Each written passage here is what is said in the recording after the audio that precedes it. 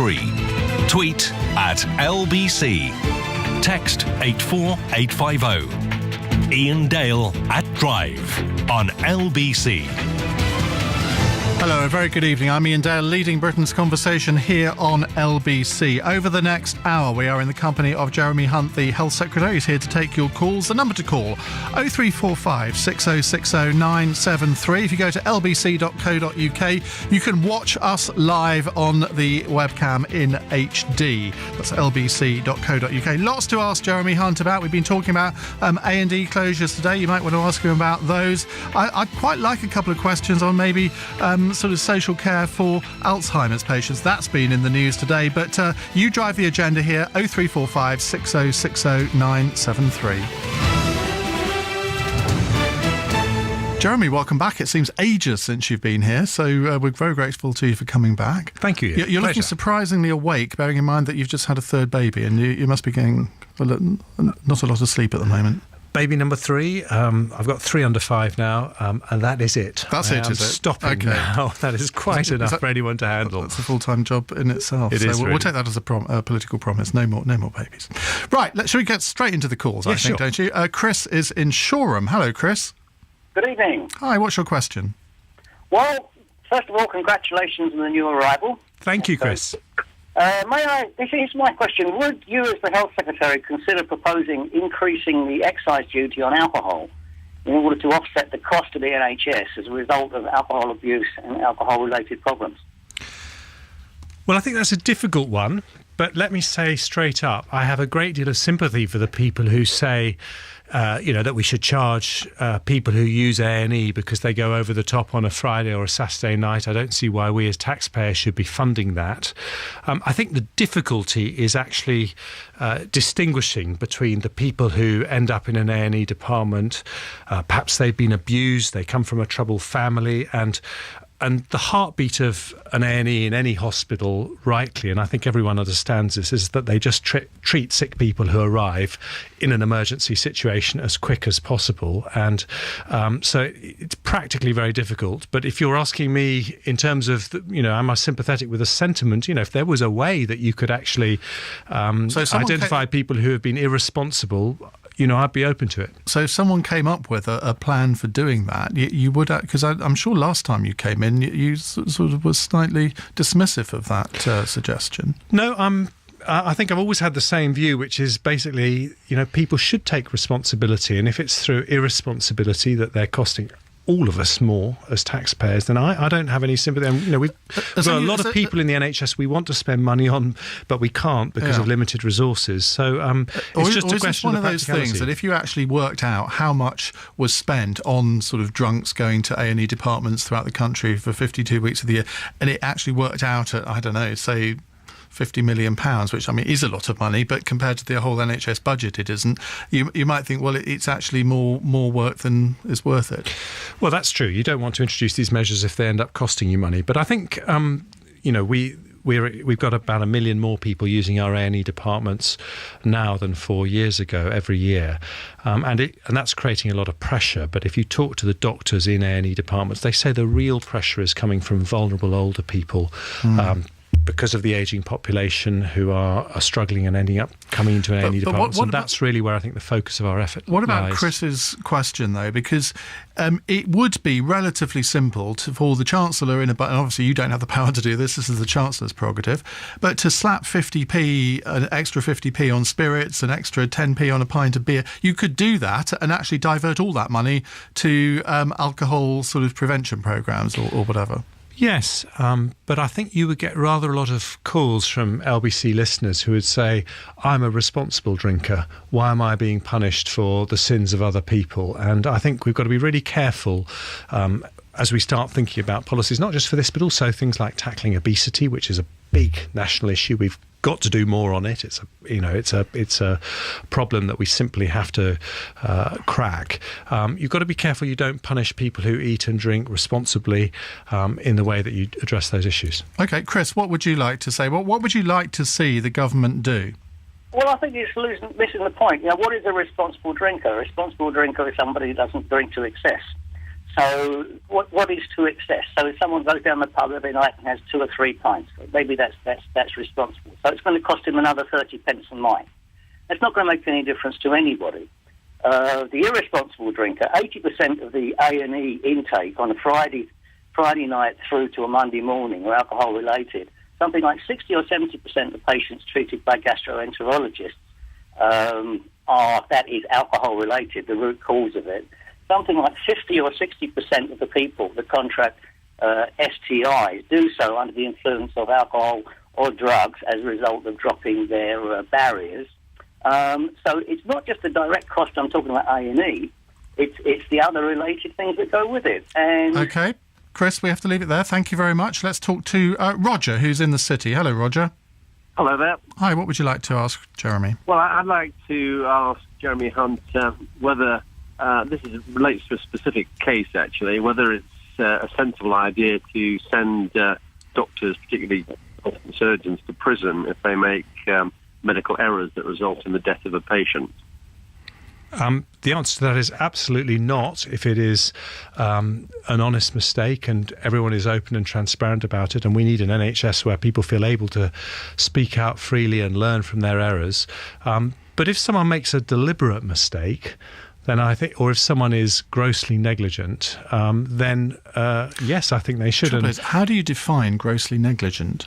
Well, I think they've succeeded in this very well in the airline industry because 30 years ago they were losing around 2,000 people a year in accidents, and they got that down to less than 500 a year now, despite a massive growth in air travel, by creating a culture which makes it easier for pilots to speak out if there are near misses, if there are things in the safety procedures that worry them.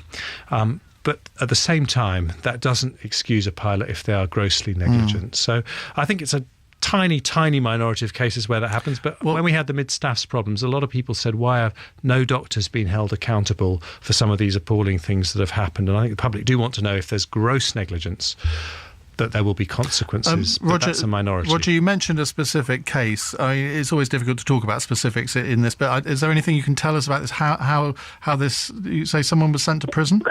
Yes, well, it's a consultant surgeon who was in prison for 2.5 years after a patient died. I mean, I think he didn't make an active mistake. I think he delayed the diagnosis, and then the patient died 24 hours after the operation that was delayed.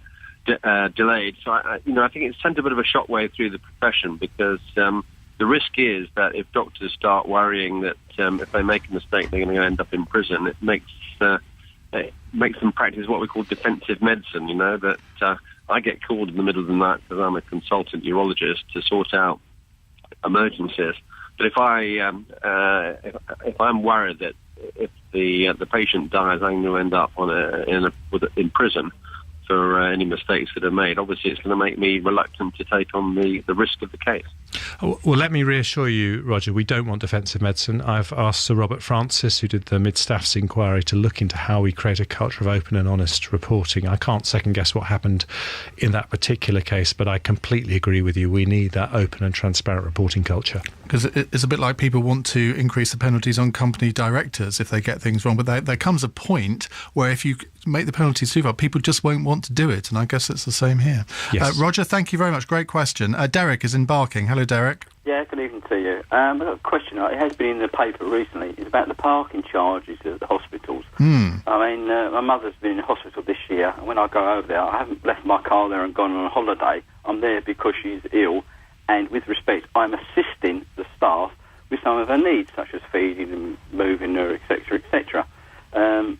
King George's in Ilford, they charge £12.50 a day, and she was in there for 3.5 weeks. I mean, it's absolutely outrageous. And so do you want to see the charges abolished or just reduced? Well, it depends. I mean, I'm not too sure where the money actually goes to the hospitals, but certainly you could change things, say, like your first 3 hours are free, or something like that. Because, I mean, sometimes you've got 20 minutes to get out of the car park. If you've got a loved one in a wheelchair, you've got to get them to from the wheelchair to the car.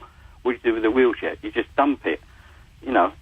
So basically you're having to pay to go and care for your ill mother. Now, there's been a big campaign on this. I think your colleague Rob Halfon, who's very successful in his parliamentary campaigns. Can you abolish car parking charges? Well, I mean, we all know that hospital budgets are very stretched, but I actually have a lot of sympathy with what Derek's saying, and I think we have to be sensible, because if you abolish them altogether, then you might find there were no spaces left. But I do think it's important that hospitals recognise that, for example, there are some patients who are going for chemotherapy on a very regular basis, who are having to visit hospital a lot. It actually saves the NHS money when you do these things as day cases rather than people staying overnight. As Derek said, it helps the recovery of friends and family if they've got relatives visiting them. Often older patients with dementia need help feeding, and sometimes family can help doing that. So, the good news is that in August we issued new guidance that hasn't sort of in a Stalinist way told all hospitals what to do, but has said that they need to take specific notice of patients' needs, and in fact, and particularly people who have long-term conditions who are frequent visitors.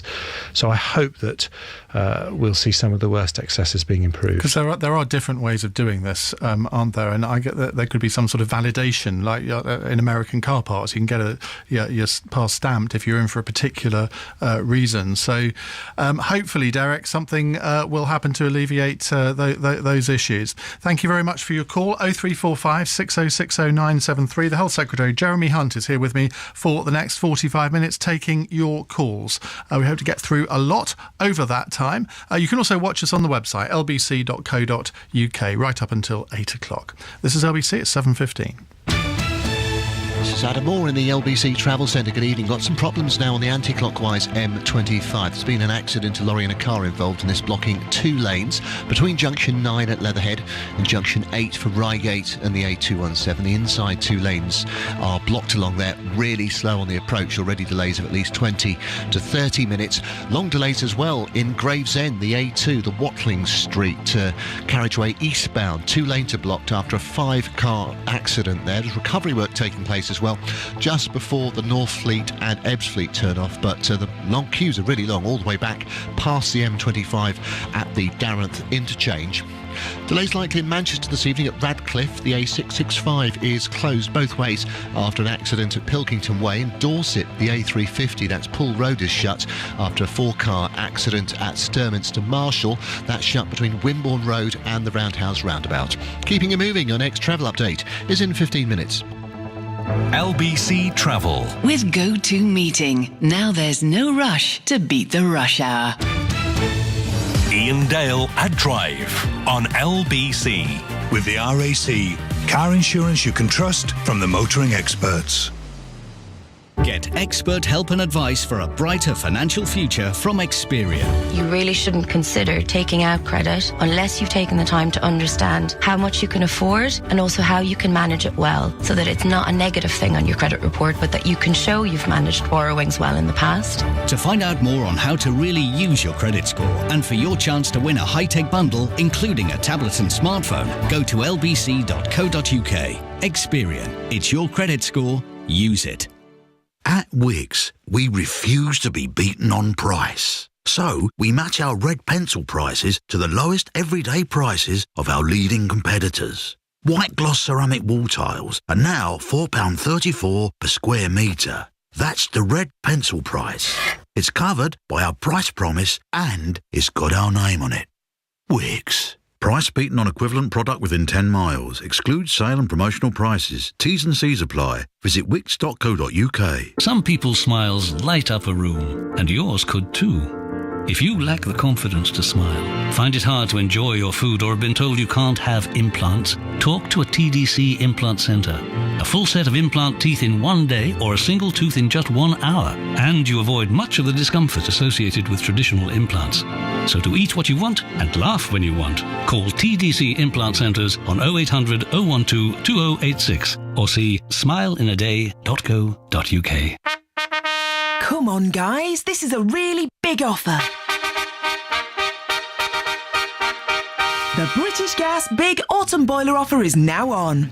Buy a new A-rated energy-efficient boiler from British Gas and you'll get a £400 scrappage discount for replacing your old one.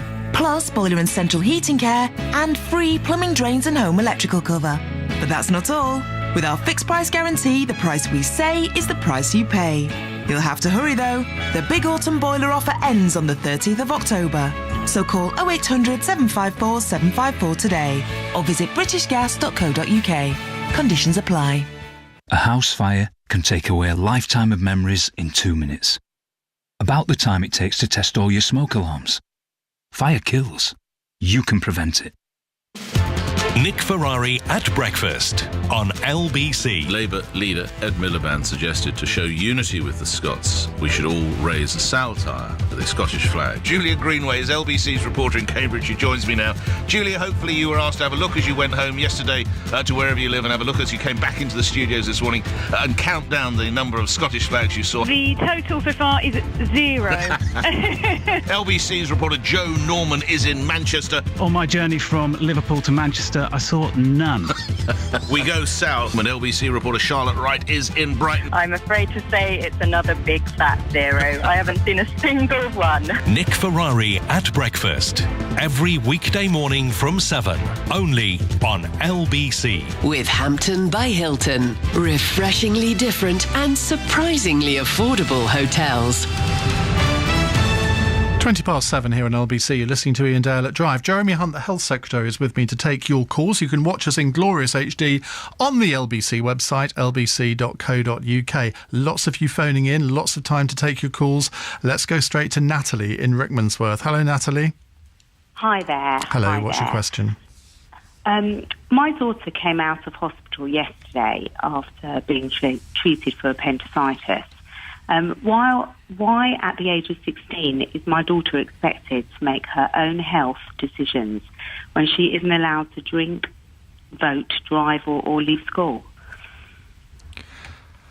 Well, that's a difficult question to answer out of the blue, Natalie, because although I'm the Health Secretary, I tend not to, or try to avoid second-guessing doctors making clinical decisions. I mean, my basic philosophy as a patient and a member of the public is that doctors should be as open with us as possible. And I think it's a good thing we've moved to being a society. If you sort of 20 years ago, you used to have this debate, if someone has a terminal illness, do you tell them or not? And thank goodness we've moved beyond that kind of paternalistic world. But it's difficult without knowing the individual circumstances that you're talking about to really give a good comment.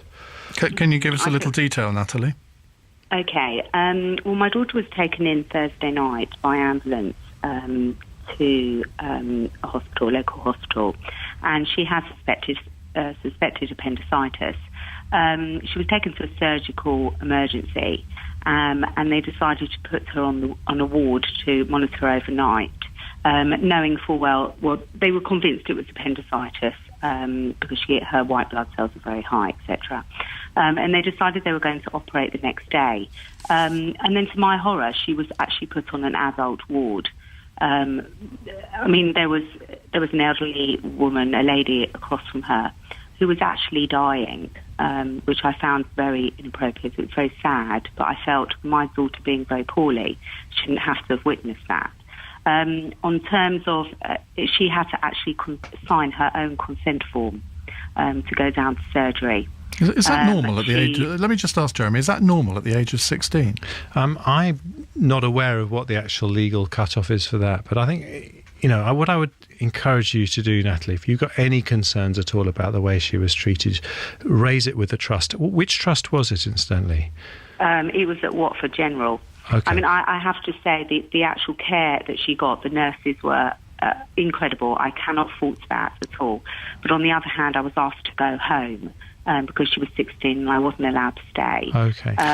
There may be something in the law about that, but Sam Jones is the chief executive. She's a very good chief executive, and I think if you write to Sam Jones, copy me in the letter, and I will be very interested to see her response. Because I think most parents listening to what Natalie said there, I mean, we know you've got 3 children now. Imagine sort of 10, 11 years on, and the oldest one was in a similar circumstance. Would you be comfortable with your 16-year-old child in those circumstances? Well, I think anyone would sympathise with what Natalie said. In terms of the consent issue, there may be a legal point which is actually not of the hospital's discretion. They just have to follow what the law says. I would imagine on a consent form it does follow a straightforward legal procedure. But I think hospitals do try to be sensitive to the kind of things you've said. But please write to Sam Jones, please copy me, and I will be interested to see what she says. Natalie, thank you. Let's go to Mick in Woodford Green. Hello, Mick. Oh, hello.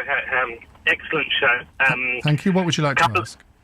Couple of conflicts of interest. So I'm a cardiology trainee, a registrar within the NHS, and I was a Conservative supporter and voter of last general election. So what I'd like to say is I'm being trained in trying to find out what is going on with our NHS. We have a lot of meetings to try and understand the new processes, the CCGs that Jeremy Hunt and the party that I supported have created. And what is fundamentally what I believe, and most of the health professionals and even people who have created this have stated, that this is a privatisation process under the nose of the general public, and it is having consequences for the front line. I'll give an example of the trust that I work. Currently, they are going to tender out the cardiology outpatient services to any willing provider. Now, these services often fund the profitable parts of what the trust does. Now, if this goes to, say, Virgin, it is going to have a profound effect on the balances of the trust that I work with. I would just like to know, what is Jeremy Hunt's viewpoint on this any willing provider? All right, well, we'll get his views in just a second. But, I mean, today there's also been a poll released from Pulse. They say 85% of GPs believe the NHS will be privatised within 10 years. 45% predict it will occur within 5 years. Well, maybe after you've answered Mick's question, maybe we can talk a little bit about the fears that these GPs and nurses have. Yes, I'm afraid this is as a result of a lot of scaremongering by my political opponents. And let me be absolutely categorical with you, Mick, and with anyone else who's listening. There is no privatisation agenda. I don't believe the NHS will be privatised ever. My party doesn't want that, nor do the other political parties. And I think the facts stack up to show that. If you look at the market but he's share, just given an example of where something is effectively being privatised. Well, there have always been parts of the NHS where they've used the private sector. The market share of the private sector was 5% of all NHS spend when we came to office. It's actually increased to 6%, so there's been a small increase. But what we have done, which I hope would reassure you, Mick, as a doctor, is we've said, these decisions about whether this money is spent in the public sector or the private sector, if it's decided by a politician, the public will never trust us. If they think it's a Conservative saying you should use the private sector, or Labour saying you should use the public sector, they'll think it's for ideological reasons and not what's right for patients. So what those reforms did was they gave that budget to local GPs. That's what's happened, and it's decided. And the local GPs are not, on the whole, saying we want to spend it with the private sector. And I think it's really important that people in my position are completely neutral, and we back what doctors say is the right way to spend money, because that's what's in the interest of patients. But why do so many doctors believe the NHS is going to be privatised? Well, I'm afraid when you've got, politicians, whether it's Alex Salmond in Scotland or whether it's what the Labour Party here, thinking this is an easy way to have a pop at the Conservatives, let's get everyone worried, then you do that. But as I say, if you look at the evidence, the last Labour government, and it's just very important. GPs are intelligent people. They're not stupid. I mean, they're not. Why would they fall for party political scares? Well, because we're a free country, and politicians are able to whip up these things sometimes, and I think it's completely irresponsible to do so when you look at the facts. And the fact is, David Cameron, his family benefited massively from the NHS. It's in every fabric of his being to be a passionate supporter of the NHS. I had my daughter on the NHS. My wife had our daughter earlier this summer, and we are completely committed. I personally, and we're talking a bit about Scotland in the media and reasons that we're proud to be British. I'm very proud that we're the first country in the world that says it shouldn't matter whether you are rich or poor, young or old, doesn't matter who you are, or the state of your chequebook or your bank balance, you should be entitled to first-class healthcare. And I think that's a fundamental principle we all sign up to. Let's ask Mick, are you reassured by that? No, I think Jeremy Hunt is being profoundly dishonest to the public. The vast majority of the profession, the vast majority of the politicians understand that we are being set up to fail, that there is a privatisation. Why would any politician want to set you up to fail, Mick? Because they understand that the current model is unsustainable. I'm not a conspiracy theorist. I'm simply someone that is working on the front line with the expectations and the targets set up for us are unachievable. Another example is our trusts have been given a target to save, a budget to save, that is unmanageable. We have managed to save, I think, 10% of what they want us to save. So it is a set up to fail so that people will accept the alternative and come to a realization that there has to be some form of further injection of money, be it privatisation into the NHS. What is happening, and this is where it's not going to work, is there's always conflicts of interest. You say that GPs are going to decide where that money goes, where they tender out their services. Unfortunately, some of these GPs will have shares, will form collegiates that will tender their services to their own sector, and it will have a profound effect on the hospitals. Hospitals do a lot of unprofitable work, and they manage that unprofitable work by doing certain profitable work, which the private sector will cherry pick and take away. Okay. Mick, we're running up against the clock here. I'm going to let Jeremy come back on some of the points that you've just raised there. You're setting him up to fail, Jeremy. Yeah, I mean, that isn't true, and let me try to reassure you. First of all, I am incredibly proud of the NHS, but the reason for the pressure that you're talking about, this pressure all throughout the whole system, is because demand for NHS services has continued to rise by around 3 to 4% a year at a time when, because of the financial crisis that we've been dealing with and the deficit, we haven't been able to increase the NHS budget by the same rate. But, despite that, to take something like cancer, we are treating around 100,000 more people for cancer this Parliament than in the last Parliament. Now, that's something the NHS can be really proud of in the very, very difficult financial circumstances. And I'm proud of what is being achieved. I think we will go on to go from strength to strength. And I want to back the doctors and nurses who are working very hard to make that possible. OK, Mick, thank you very much indeed for your call. More of your calls to come, 0345 6060 973. That's the number to call. If you'd like to talk to the Health Secretary, he's here until 8. You can, of course, watch us on the website at lbc.co.uk. I'm Ian Dale at Drive. LBC News Time, it is 7:31. Peter Ferris has the news headlines. A new opinion poll gives a clear lead to the campaign against Scottish independence. According to the Survation survey in the Daily Record newspaper, 53% of people in Scotland say they'll vote no in next Thursday's referendum, with 47% supporting a yes vote. The figures exclude undecided voters. David Cameron, Ed Miliband and Nick Clegg have all been in Scotland urging people to vote to stay in the UK. The Scottish Government says the main parties in Westminster are in a state of high panic and desperation. The Independent Police Complaints Commissioner has met the family of a 40-year-old man shot twice and killed by officers at a flat in Islington in North London last week. A woman has told investigators the man was pinning her against a wall at knife point at the time. The Health Secretary, Jeremy Hunt, has told LBC he doesn't want doctors to be afraid to speak out about mistakes in case they face prosecution. Mr Hunt's been responding to a question from a consultant who called to ask whether doctors should be jailed for errors which result in the death of a patient. He insists doctors will only be prosecuted if they're grossly negligent. I've asked Sir Robert Francis, who did the Mid-Staffs inquiry, to look into how we create a culture of open and honest reporting. I completely agree with you. We need that open and transparent reporting culture. The business news. One of Northern Ireland's main aerospace companies, Bombardier, is to cut nearly 400 jobs. It'll affect permanent staff and temporary workers and will fall across the business in Belfast, which produces wings and other parts. The so-called Big Six energy companies say they're going to return millions of pounds worth of unclaimed credit back to customers. The regulator, Ofgem, estimated in February that up to £400 million from direct debit payments was being held in closed accounts. The head of the oil company, BP, Bob Dudley, insists the North Sea oil industry is best served by Scotland remaining part of the UK. The chief executive says the opportunities in the North Sea are now smaller and more challenging to develop than in the past. In the city, the FTSE 100 closed up a point at 68.30. LBC Business With Nectar Business.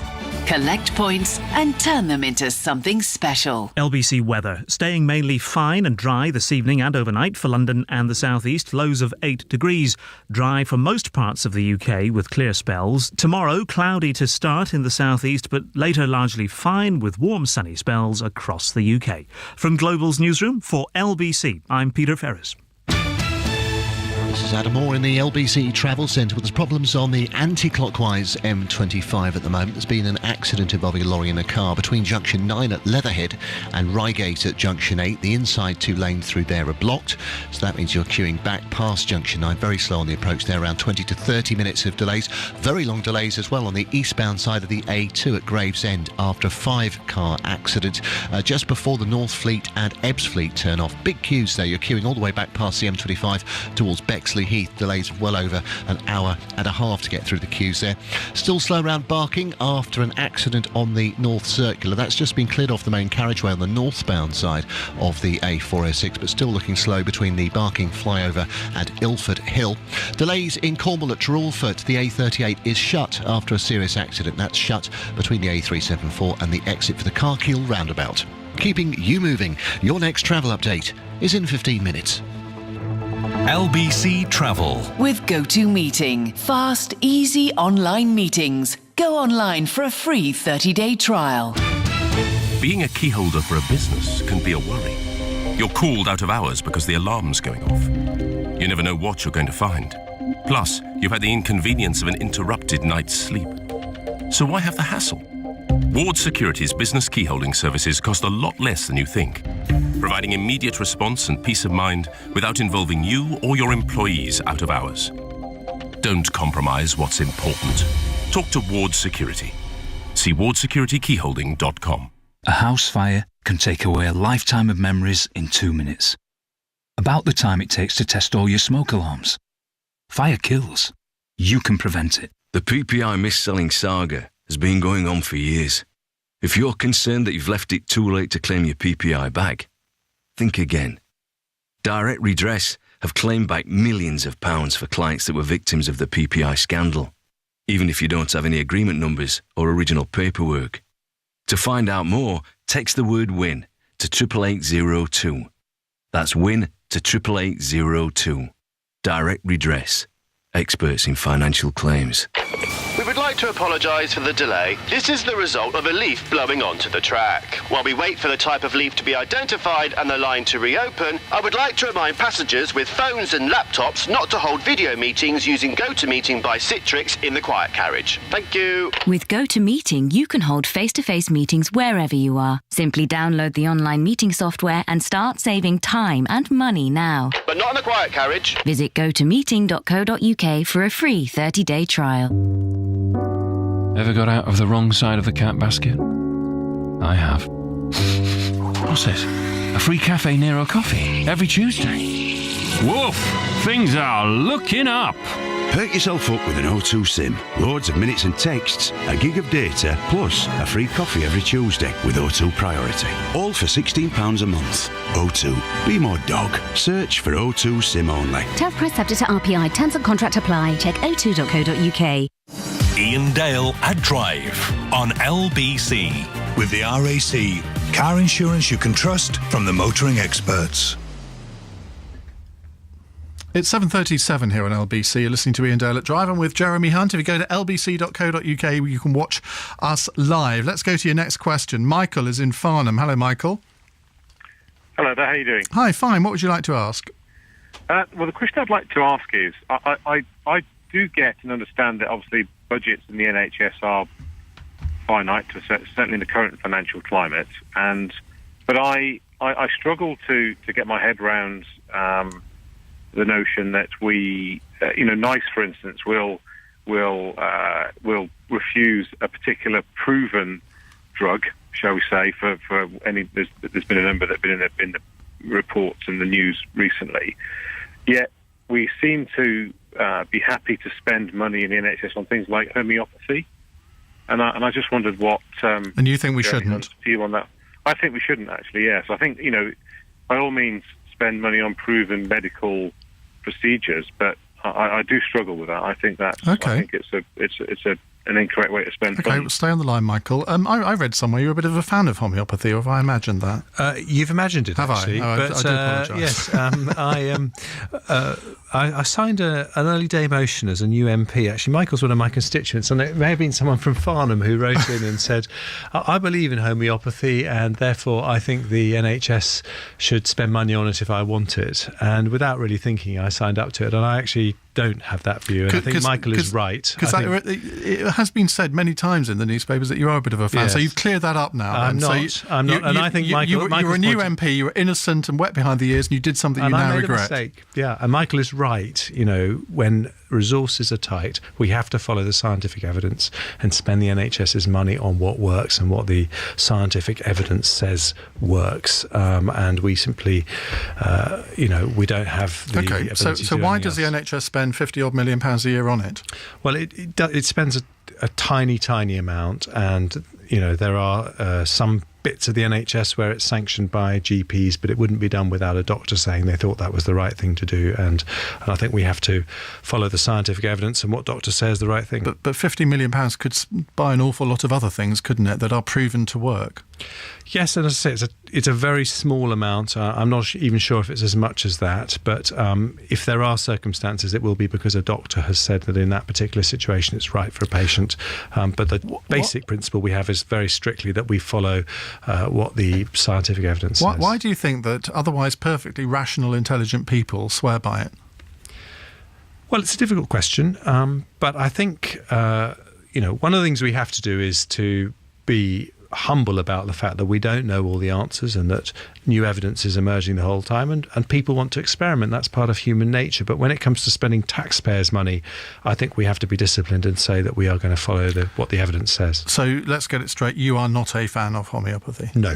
Excellent. Michael, what would you... Just a quick comeback from you? I really, one thing that always sticks in my mind with it is Steve Jobs. There was a comment long after he died, where he said one of his biggest regrets was his dalliance with homeopathic type remedies in his early stages of cancer. Had he gone down the medical route earlier, he may have had a different outcome.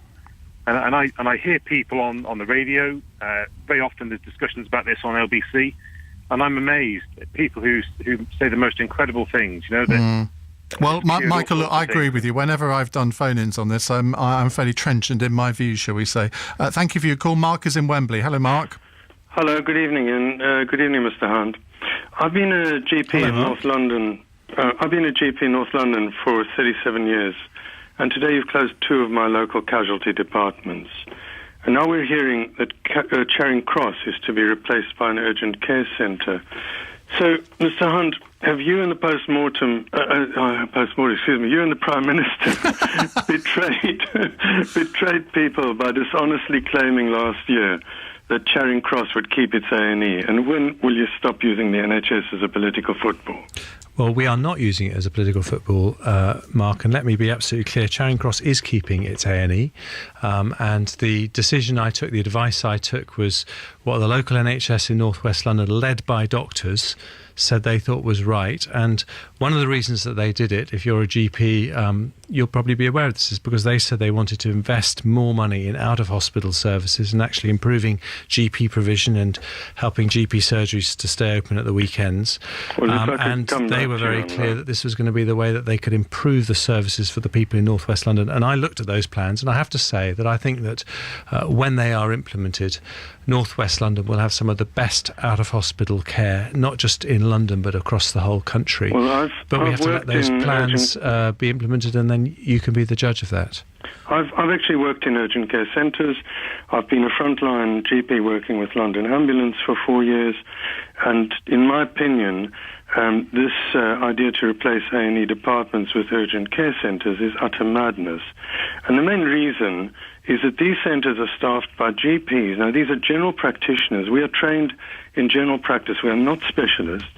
We are expected to deal with anything that comes in the door. Now, most people will not be able to diagnose their condition. They need a doctor to diagnose it. Now, somebody who's very ill walks into an urgent care centre and is not diagnosed, then first of all, the doctor's out of their depth. They can't deal with it. They have to then transfer that person into a casualty. So then you add the the ambulance costs. But if I could take this a little bit further, I actually stopped working in urgent care because I did not feel safe.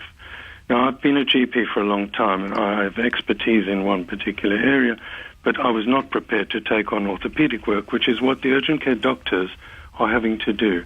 And your earlier caller referred to negligence and complaints. And sadly, I think that because GPs are being put under so much pressure with increased workload, with patients who should be dealt with by specialists being transferred into the community that you were talking about without additional resources. And in primary care, we've had our resources, our nurses, we've had everything cut gradually over the last 20, 30 years.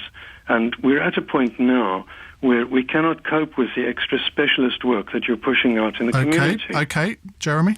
Well, look, I do agree with the last bit of what you said. I think that we need much more capacity in primary care. We're going to have 1 million more people over 70 by 2020, and we need to give GPs more time to give them the kind of proactive care that they need, and GPs are working their socks off. They're working very, very hard. We've got plans to train another 5,000 GPs. It doesn't happen overnight, as you will know, having been through that training yourself, but we do need that capacity. Right, let's go to Jan in Hammersmith. Jan, hello.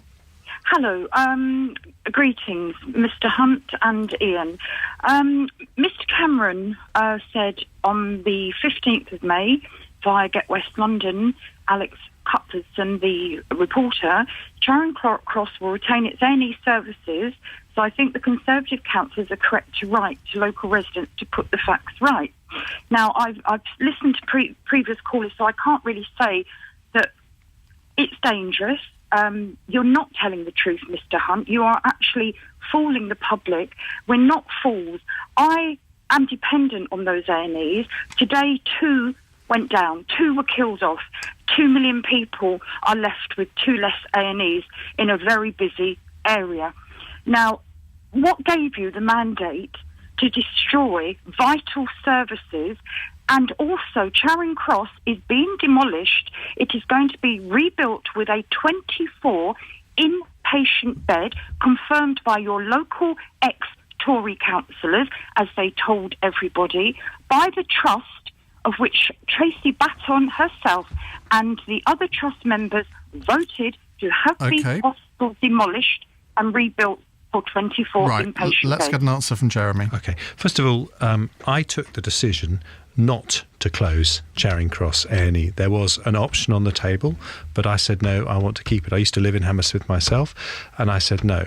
The decision I took was that we do need to improve the way we deliver out-of-hospital care, so I accepted the recommendations from the GPs who run the North West London. But it is true that the number of beds there is going down from, is it 700 to 24? That's what I think I was told earlier in the programme. What many doctors say is that if we're going to treat older people in the way that we want, then we need to have better care in people's homes, in the community. We need to have more district nurses, better access to GPs, and actually that's a far better way of looking after an 85-year-old person with dementia than carting her into an A&E department in the middle of the night. And I think if doctors are saying that's the way that we should be looking after these people, I think that one of the things about the NHS, we all buy into the fundamental principles of the NHS, a free service, not dependent on your bank balance, there for everyone. But with an ageing population, we also have to be open-minded. The way we deliver services will change because for older people, travel is much harder, and it's not always the best thing to cart people into hospital. Talking of the travel, that's what we have to do now. Jan, thank you very much indeed. More from Jeremy Hunt in just a minute. You can watch us live, lbc.co.uk. This is LBC at 7:48. This is Adam Moore in the LBC Travel Centre with some very long delays on the eastbound side of the A2 at Gravesend after a 5-car accident just before the Northfleet and Ebbsfleet turn-off. Lanes 2 and 3 are blocked there. That's causing you to queue all the way back past the M25 in towards Bexley Heath. Delays of well over an hour to get through the queues there. Still looking slow on the M25 anti-clockwise after an accident. It's just been moved to the hard shoulder. Still causing some queues though between Leatherhead at Junction 9 and Reigate at Junction 8. In Earls Court Road roads queuing southbound through the roadworks near the junction with Old Brompton Road. And in Camberwell, Vassal Road is shut at the moment after an accident. That's closed between Foxley Road and Camberwell New Road.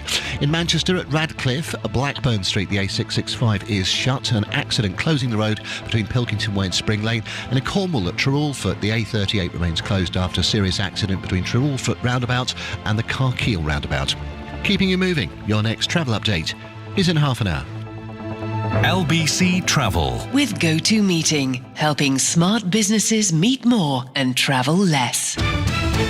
Ian Dale at Drive on LBC. With the RAC, serving motorists for 117 years. James O'Brien, weekday mornings from 10 on LBC. A man faces jail for tweeting in a deeply unpleasant manner about a Labour MP. I'm not making light of this, but I'm pretty confident some of the tweets, text and emails most LBC presenters get on a regular basis are as bad, if not worse. When exactly do words become crimes? James O'Brien on LBC with Nectar Business, the loyalty programme small businesses need to know about. TalkTalk Fibre broadband downloads a speedy 5 times faster than normal broadband, which means you can download a movie while you're bathing the kids, Say quack to the ducky. an album while you read them a story, Once upon a time. and a good book in the time it takes to for when they're asleep. Oh, bless. And if you're speedy, you'll feel a difference in your pocket too, because right now it's half price for 6 months, saving you £200 versus BT. Joining us is speedy too. Just visit talktalk.co.uk/fibre. TalkTalk, a brighter home for everyone. Contract and conditions apply. Comparison over 18-month contract excludes gift card. Head, shoulders, knees and toes, knees and toes. Head, shoulders, knees and toes, knees and toes, and eyes and mouth and nose. Head, shoulders, knees and toes, knees and toes. You already get your eyes and teeth checked. Why leave out your ears? They're just as important. So if you've noticed a change in your hearing recently, come and test it for free at the Great Big Hearing Check from Boots. One free hearing check per year, over 18s only. With so many different appliances in your home, it can be hard to keep track of how much you're spending on your energy.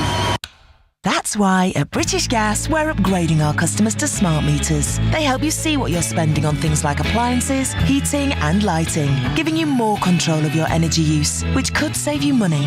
Find out more at britishgas.co.uk/smart. Currently rolling out. Conditions and exclusions apply. Dual fuel customers only. At Wickes, we refuse to be beaten on price. So, we match our red pencil prices to the lowest everyday prices of our leading competitors. White gloss ceramic wall tiles are now £4.34 per square metre. That's the red pencil price. It's covered by our price promise and it's got our name on it. Wickes. Price beaten on equivalent product within 10 miles. Excludes sale and promotional prices. T's and C's apply. Visit wickes.co.uk. Coming up at 8 on LBC.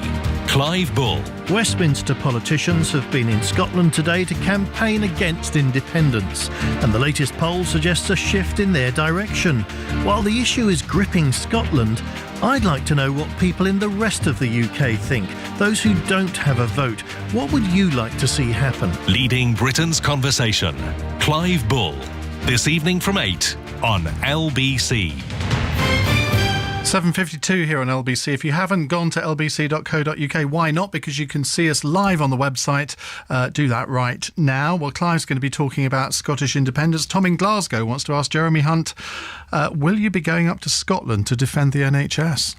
Well, I have decided my travel plans. I'll be doing everything I can, and I'm glad you've raised the issue of Scotland, because we have the NHS in Scotland is run by the Scottish Government. It's not run by me.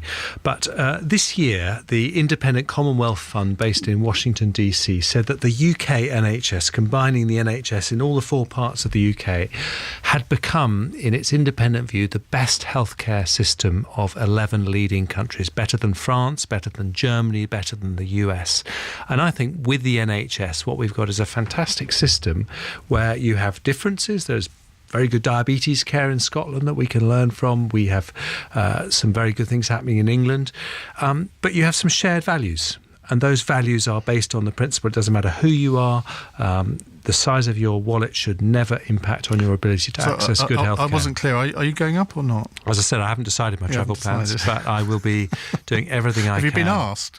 If people ask me to go, I'll consider that very carefully, but I think it's really important that we nail some of the lies that have been put out about the NHS in Scotland. I think it's very clear that the biggest threat to the future of the NHS anywhere is if you don't have sound public finances. And if you can't answer the question about what's going to happen to Scotland's public finances after an independence vote, then that is the biggest risk to the NHS of all. OK, Giselle is in Enfield. Giselle, what's your question?